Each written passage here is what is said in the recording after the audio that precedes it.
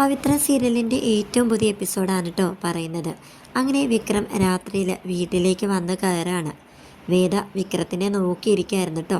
അങ്ങനെ വേദ വിക്രത്തിനോട് പറയാണ്, നിങ്ങളുടെ അച്ഛനും അമ്മയ്ക്കും ഒന്നും ആ ശ്രീകാര്യം ശ്രീനിവാസൻ്റെ കൂടെ നിങ്ങളിങ്ങനെ പ്രവർത്തിക്കുന്ന ഒന്നും ഇഷ്ടമല്ല.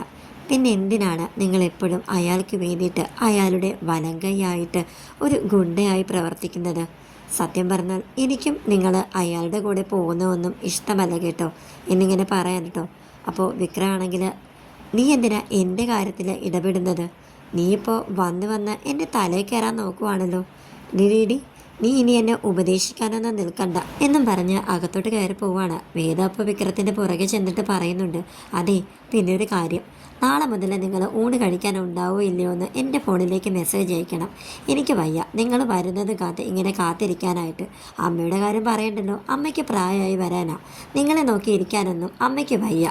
ഇനി നിങ്ങൾക്ക് എൻ്റെ ഫോണിലേക്ക് മെസ്സേജ് അയക്കാൻ ബുദ്ധിമുട്ടാണെങ്കിൽ അമ്മയുടെ ഫോണിലേക്ക് അയച്ചാലും മതി, ഞാൻ നോക്കിക്കോളാം എന്നും പറഞ്ഞ് അവളും അകത്തോട്ട് കയറി പോവാൻ കേട്ടോ. പിന്നെ പിറ്റേ ദിവസം രാവിലെ നന്ദിനെയും വിശ്വത്തിനാണ് കേട്ടോ കാണിക്കുന്നത്. അവർ നല്ല സന്തോഷത്തിലാണ്. കാര്യം വേറൊന്നുമല്ല, അവർ ചേർന്ന ചിട്ടിയുടെ അവസാനത്തെ കുറി ഇന്നാണ്. ആ 6 ലക്ഷം രൂപ കയ്യിൽ കിട്ടുന്നത് കാത്തിരിക്കാൻ കേട്ടോ അവർ രണ്ടുപേരും. നന്ദിനി പറയുന്നുണ്ട്, വിശ്വട്ടാ അതിൽ നിന്ന് ഒരു 50,000 രൂപ എനിക്ക് തരാമോ? എൻ്റെ കയ്യിൽ ഒരു ഒടിഞ്ഞ വളയില്ലേ, അതൊന്ന് മാറിയെടുക്കാനായിരുന്നു എന്നൊക്കെ. അപ്പോൾ വിശ്വാണെങ്കിൽ, അതൊക്കെ പിന്നെ ആദ്യം നമുക്കൊരു സ്ഥലവും പിന്നെ ഒരു വീടും ഒക്കെ വെക്കണ്ടേ, അതൊക്കെ കഴിഞ്ഞിട്ട് മതി നിനക്ക് വളയും മാലയും എല്ലാം. അങ്ങനെ അവർ സംസാരിച്ചുകൊണ്ടിരുന്നതിൻ്റെ ഇടയിലേക്ക് വിശ്വത്തിനൊരു കോള് വരുവാൻ കേട്ടോ. വിശ്വ അപ്പോൾ കോളിലൂടെ പറയാണ്, എൻ്റെ ദൈവമേ എൻ്റെ കാശ് മൊത്തം പോയല്ലോ എന്ന്. നന്ദിനി അപ്പോൾ വിശ്വത്തിനോട് ചോദിക്കുന്നുണ്ട്, എന്താ വിശ്വട്ടാ എന്താ കാര്യമെന്ന്. പക്ഷേ വിശ്വ ആണെങ്കിൽ പെട്ടെന്ന് തന്നെ പുറത്തോട്ട് പോകാനായിട്ട് നോക്കുകയാണ് കേട്ടോ. ഞാനിപ്പോൾ വരാം. അപ്പോൾ നന്ദിനി ആണെങ്കിൽ, എന്താ വിശ്വട്ടാ കാര്യം എന്താണെന്ന് പറഞ്ഞിട്ട് പോകുമെന്ന് പറയാണ്. അപ്പോൾ വിശ്വമാണെങ്കിൽ, ആ നമ്മുടെ ചിട്ടിക്കാശില്ലേടി, അതും കൊണ്ട് അയാൾ മുങ്ങിയേടി. നമ്മുടെ മാത്രമല്ല ഒരുപാട് പേരുടെ കാശും കൊണ്ടാണ് അവൻ മുങ്ങിയിരിക്കുന്നത്. ഞാനൊന്ന് അവിടം വരെ പോയിട്ട് വരാം. അപ്പോൾ നന്ദിനിയാണെങ്കിൽ, അയ്യോ വിശ്വട്ടാ എനിക്ക് ഇവിടെ നിന്ന് ഒരു സമാധാനവും കിട്ടത്തില്ല, ഞാനും ഒപ്പം വരാമെന്നും പറഞ്ഞിട്ട് വിശ്വത്തിൻ്റെ കൂടെ നന്ദിനിയും പോവാൻ കേട്ടോ. അപ്പോൾ വേദ ഇത് കേൾക്കുന്നുണ്ട്. അപ്പോൾ വേദയോട് നന്ദിനി പറയുന്നുണ്ട്, വേദേ എല്ലാം പോയി, ഞങ്ങളൊരു കുറിച്ചിട്ട് ചേർന്ന കാര്യം പറഞ്ഞില്ലായിരുന്നു, അയാൾ ആ കാശും കൊണ്ട് മുങ്ങിയെന്നാണ് കേൾക്കുന്നത്. ഞങ്ങളിപ്പോൾ വരാമെന്ന് പറഞ്ഞ് നന്ദിനി വിശ്വം അങ്ങനെ അവിടെ നിന്ന് ഇറങ്ങാൻ കേട്ടോ. അവിടെ ചെല്ലുമ്പോഴാണെങ്കിൽ ഇവരെ പോലെ തന്നെ പണം നഷ്ടപ്പെട്ട് ഒരുപാട് ആളുകൾ അവിടെ നിൽക്കുകയാണ്. പോലീസുകാരൊക്കെ ഒത്തുകൂടിയിട്ടുണ്ട്. വിശ്വം അപ്പോൾ പോലീസുകാരനോട് പറയുന്നുണ്ട്, സാറേ കഷ്ടപ്പെട്ട് അധ്വാനിച്ചുണ്ടാക്കിയ പൈസയാണ്, എങ്ങനെയെങ്കിലും അത് നേടിത്തരണമെന്നിങ്ങനെ പറയാൻ കേട്ടോ. പോലീസുകാരനാണെങ്കിൽ, എടോ ഇവിടെ നിൽക്കുന്ന എല്ലാവരും കഷ്ടപ്പെട്ട് അധ്വാനിച്ചുണ്ടാക്കിയ പണം തന്നെയാണ് ആ ചിട്ടിക്കുറിയിൽ ചേർന്നത്, എന്ത് ചെയ്യാനാ, അവനെ ഞങ്ങളെ എങ്ങനെയെങ്കിലും കണ്ടുപിടിച്ചിരിക്കുമെന്നിങ്ങനെ പറയുന്നുണ്ട് കേട്ടോ. അങ്ങനെ നന്ദിനിയും വിശ്വവും വളരെ സങ്കടപ്പെട്ട് ഒരു സ്ഥലത്ത് ഇങ്ങനെ ഇരിക്കുകയാണ്. അപ്പോൾ നന്ദിനി പറയുന്നുണ്ട്, നമുക്ക് വേദയെ ഒന്ന് വിളിച്ചാലോ, വലിയ ജഡ്ജിയുടെ മകളല്ലേ അവൾ, അവൾക്ക് എന്തെങ്കിലും നമ്മളെ സഹായിക്കാനായിട്ട് സാധിച്ചേക്കും. അപ്പോൾ വിശ്വമാണെങ്കിൽ, ആ ശരിയാ നമുക്ക് അവളെ ഒന്ന് വിളിച്ച് നോക്കാമെന്നും പറഞ്ഞ് വേദയോട് കാര്യങ്ങളൊക്കെ ഫോണിലൂടെ പറയാണ്. എന്നിട്ട് വേദ ഞാനിപ്പോൾ വരാമെന്നും പറഞ്ഞ് വീട് വിട്ട് ഇറങ്ങാൻ കേട്ടോ. അങ്ങനെ ആ ഇറങ്ങുന്ന സമയത്ത് അമ്മ വരുന്നുണ്ട്. അപ്പോൾ അമ്മയോട് ഞാനിപ്പോൾ വരാം, ആ കവല വരെ പോയിട്ട് വരാമെന്നിങ്ങനെ പറയുന്നുണ്ട്. അമ്മ കാര്യം തിരക്കുന്നുണ്ടെങ്കിലും അവളൊന്നും പറയാതെയാണ് പുറത്തോട്ട് പോകുന്നത്. പക്ഷേ അവൾ പുറത്തോട്ട് പോയ ആ സമയത്ത് തന്നെ വീട്ടിലേക്ക് ഒരു മീൻകാരി വരുന്നുണ്ട് കേട്ടോ. അപ്പോൾ ആ മീൻകാരി അമ്മയോട് പറയുന്നുണ്ട്, എന്നാലും എൻ്റെ കമലേച്ചി 5-6 ലക്ഷം രൂപ പോയിട്ടും കമലേച്ചിയുടെ മുഖത്ത് അതിൻ്റേതായ സങ്കടമൊന്നും കാണുന്നില്ലല്ലോ എന്നിങ്ങനെ ചോദിക്കാൻ കേട്ടോ അവർ. അപ്പോൾ വിക്രത്തിൻ്റെ അമ്മയാണെങ്കിൽ, എന്താ ഈ പറയുന്നത്, 5-6 ലക്ഷം രൂപ പോയെന്നോ, എനിക്കൊന്നും മനസ്സിലാവുന്നില്ല. അപ്പോൾ അവരെ എല്ലാം പറയാൻ കേട്ടോ.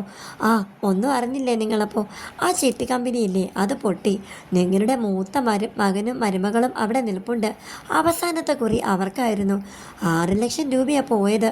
അപ്പോൾ വിക്രത്തിൻ്റെ അമ്മയാണെങ്കിൽ, ആര്, വിശ്വത്തിൻ്റെ കാര്യമാണോ നിങ്ങൾ ഈ പറയുന്നത്? അതെ അതെ, നിങ്ങളുടെ മോനും മരുമകളും അവിടെ കരഞ്ഞുകൊണ്ട് നിൽപ്പുണ്ട്. അപ്പോൾ വിക്രത്തിൻ്റെ അമ്മയാണെങ്കിൽ ഇങ്ങനെ പകച്ചിങ്ങനെ നിൽക്കാൻ കേട്ടോ. വേദ ഈ സമയം ദർശനെയും കൂട്ടിക്കൊണ്ട് നന്ദിനിയുടെ വിശ്വത്തിൻ്റെ അടുത്തേക്ക് ചെല്ലുകയാണ്.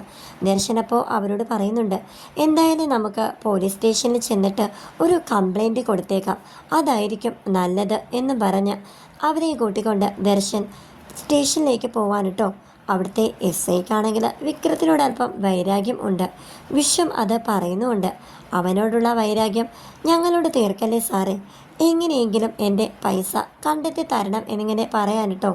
അപ്പോൾ ദർശനാണെങ്കിൽ എസ് ഐയോട് പറയുന്നുണ്ട്, സാറും ആ ചിട്ടി കമ്പനിയുടെ ഉദ്ഘാടനത്തിന് പോയിരുന്നല്ലോ, സാറിനും ക്ഷണം ഉണ്ടായിരുന്നല്ലോ എന്നിങ്ങനെ പറയുന്നുണ്ട് കേട്ടോ ദർശൻ. അപ്പോൾ പോലീസുകാരനാണെങ്കിൽ സ്ഥലം എസ് ഐ ആയതുകൊണ്ട് അവരെന്നെ ക്ഷണിച്ചു, ഞാൻ പോയി, അതിനിപ്പോൾ എന്താ? അതിനിപ്പോൾ ഒന്നുമില്ല, എന്തായാലും സാർ ഈ കേസ് നല്ലവണ്ണം അന്വേഷിക്കുന്നതാണ് നല്ലത്, അല്ലെങ്കിൽ അതിനുള്ള പണി എനിക്കറിയാം എന്ന് പറഞ്ഞ് ദർശൻ അവിടെ നിന്ന് ഇറങ്ങാൻ കേട്ടോ. ശ്രീകാര്യം ശ്രീനിവാസനും വിക്രമും കൂടി പാർട്ടിയിലെ എന്തോ മീറ്റിങ്ങിനായിട്ട് കാറിൽ പോയിക്കൊണ്ടിരിക്കുകയാണ്. അപ്പോൾ ശ്രീനിവാസൻ വിക്രത്തിനോട് പറയുന്നുണ്ട്, എടോ, ആ പുതിയതായി തുടങ്ങിയ ചിട്ടി കമ്പനിയില്ലേ, അത് പൊട്ടി. ഇന്നലെ രാത്രി 2-2.5 കോടി രൂപയോളം കൊണ്ട് അയാൾ മുങ്ങിയെന്നാണ് കേൾക്കുന്നത്. ഈ ചിട്ടിയിൽ തൻ്റെ ചേട്ടനും ഉണ്ടായിരുന്നു വിശ്വം. 6 ലക്ഷം രൂപയാണ് അവന് നഷ്ടമായത്.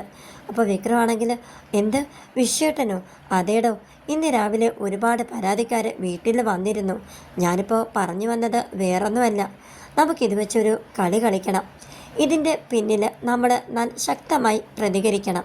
എങ്കിലേ നമുക്ക് ഇലക്ഷന് ഒരു ഉപകാരം ഉണ്ടാവുകയുള്ളൂ. നമുക്ക് എന്തെങ്കിലും ചെയ്യാനായാൽ അത് നമുക്ക് വോട്ടിൻ്റെ രൂപത്തിൽ നല്ല നേട്ടം ഉണ്ടാകുമോ എന്നിങ്ങനെ വിക്രത്തിനോട് പറയാൻ കേട്ടോ. അങ്ങനെ ഒരു സ്ഥലത്ത് അവർ കാറിങ്ങനെ നിർത്തുകയാണ്. എന്നിട്ട് ഒരു കരിക്ക് കുടിച്ചാലോ എന്നും പറഞ്ഞിട്ട് വിക്രവും ശ്രീനിവാസനും കൂടി കരിക്ക് പറഞ്ഞിട്ട് അവിടെ ഇങ്ങനെ വെയിറ്റ് ചെയ്ത് നിൽക്കാൻ കേട്ടോ. അപ്പോൾ ഒരു വലിയൊരു വാനിൽ കുറച്ചധികം ഗുണ്ടകൾ വന്ന് ഇറങ്ങിയിട്ട് ശ്രീനിവാസനെ അറ്റാക്ക് ചെയ്യാനായിട്ട് ഇങ്ങനെ നോക്കുകയാണ്. വിക്രം അപ്പോൾ അവരെ നല്ല രീതിയിൽ ഇടിച്ചിടുകയാണ് കേട്ടോ. എന്നിട്ട് ലാസ്റ്റ് വിക്രത്തിന് നേരെ അവർ വാളിങ്ങനെ ഉയർത്തുകയാണ്. അപ്പോൾ അവൻ വിക്രം കയ്യിലിരുന്ന തോക്കെടുത്ത് അവർക്ക് നേരെ ഇങ്ങനെ ചൂണ്ടിക്കാണിക്കാൻ കേട്ടോ. അപ്പോൾ അവർ മൊബൈലിൽ വിക്രം തോക്കുമായി നിൽക്കുന്നത് ഫോട്ടോ എടുത്തിട്ട് വാനിൽ കയറി പോവാണ്.